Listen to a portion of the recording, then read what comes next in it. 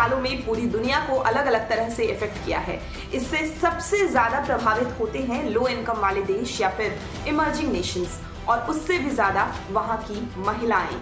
Natural resources और labour oriented काम पर डिपेंडेंसी के कारण दुनिया के इन हिस्सों में महिलाएं क्लाइमेट चेंज के प्रति ज्यादा संवेदनशील हैं। क्लाइमेट चेंज का क्या इम्पैक्ट है, खासकर महिलाओं को ये कैसे प्रभावित करता है, कम आय वाले देशों की महिलाओं के सामने ये कैसे चुनौती के रूप में खड़ा हुआ है, सब कुछ विस्तार से जानते हैं। नमस्कार, मैं हूं मैत्रेयी और आज बात जलवायु परिवर्तन यानी क्लाइमेट चेंज की। सबसे पहले जानते हैं जलवायु परिवर्तन का इम्पैक्ट क्या है।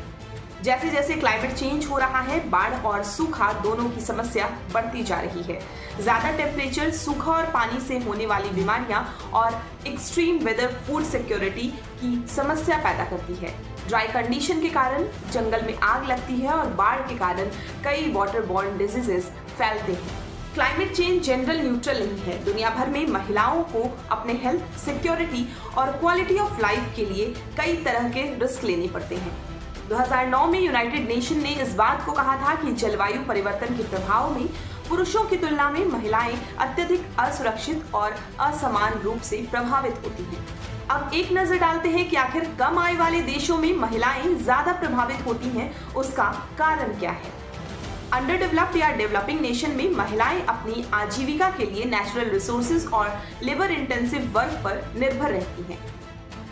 पुरुषों की तुलना में महिलाओं के गरीबी में रहने की संभावना ज्यादा है, जो कई सामाजिक, आर्थिक और सांस्कृतिक कारकों में से एक है, जिसकी वजह से महिलाएं क्लाइमेट चेंज को लेकर ज्यादा संवेदनशील होती हैं। कम आय वाले घरों की महिलाओं को ज्यादा जोखिम उठाना पड़ता है, क्योंकि वे खाना, पानी और घरेलू काम के लिए जिम्मेदार होती हैं।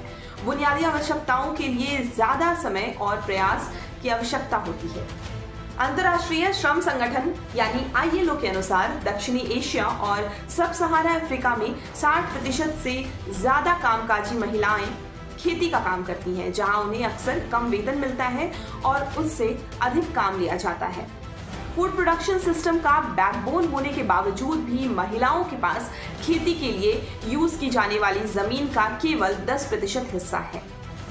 इमर्जिंग नेशन में कृषि कार्यबल में महिलाओं का एक बड़ा हिस्सा है।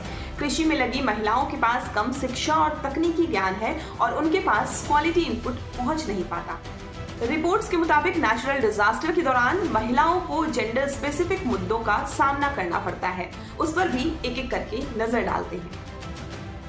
यूनाइटेड नेशन के एक रिपोर्ट के मुताबिक जलवायु संबंधी आपदाओं से विस्थापित होने वालों में से अधिकांश यानी 80% महिलाएं और लड़कियां हैं।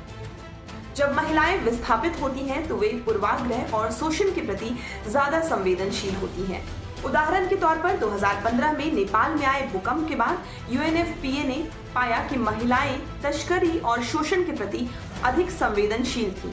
इसके अलावा भी कई ऐसे मुद्दे हैं जिनका सामना कम आय वाले देशों की महिलाओं को करना पड़ता है, जैसे लिंग आधारित हिंसा, रोजगार, शिक्षा और आवश्यक स्वास्थ्य सेवाओं जैसे सेक्सुअल और रिप्रोडक्टिव हेल्थ तक पहुंच में कमी।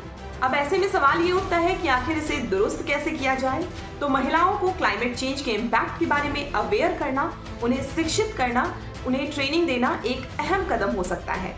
उदाहरण के तौर पर स्वरोजगार महिला संघ यानी सेवा महिला किसानों को सिखाता है कि फाइनेंशियल डिपेंडेंसी के लिए बदलते क्लाइमेट पैटर्न का जवाब कैसे दिया जाए। साउथ एशिया में ऐसा ही एक प्रोग्राम है, gender and climate change developer programme, जिसका उद्देश्य महिलाओं को एक मजबूत आवाज बनाना और पॉलिसी मेकिंग में उनका प्रभाव बढ़ाना है। क्लाइमेट क्राइसिस आज दुनिया के सामने सबसे बड़ी चुनौतियों में से एक है, इसलिए जरूरत है इस पर बात करने की और क्लाइमेट एक्शन प्लान करने की। बहुत शुक्रिया।